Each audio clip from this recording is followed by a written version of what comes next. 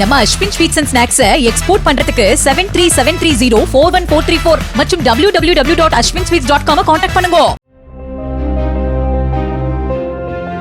மேற்காசிய போர் 7வது நாளை எட்டியுள்ள நிலையில் ஈரான் மீது புதிய கட்ட தாக்குதலை இஸ்ரேல் அமெரிக்க கூட்டுப்படைகள் மேற்கொண்டுள்ளன.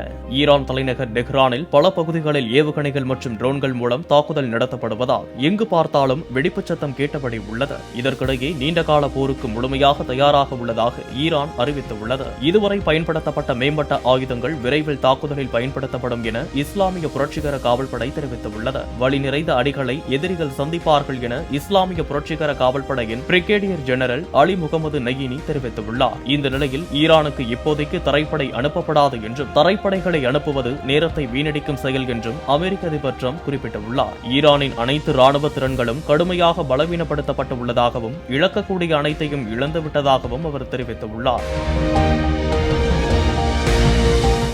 நம்ம Ashwin sweets and snacks export பண்றதுக்கு 7373041434 மற்றும் www.ashwinsweets.com கான்டாக்ட் பண்ணுங்க. பிளே ஸ்டோர் மற்றும் ஆப் ஸ்டோரில் இருந்து பாலிமர் செயலியை QR கோடு மூலம் பதிவிறக்கம் செய்யுங்கள். செய்திகளை உடனுக்குடன் பெறுங்கள்.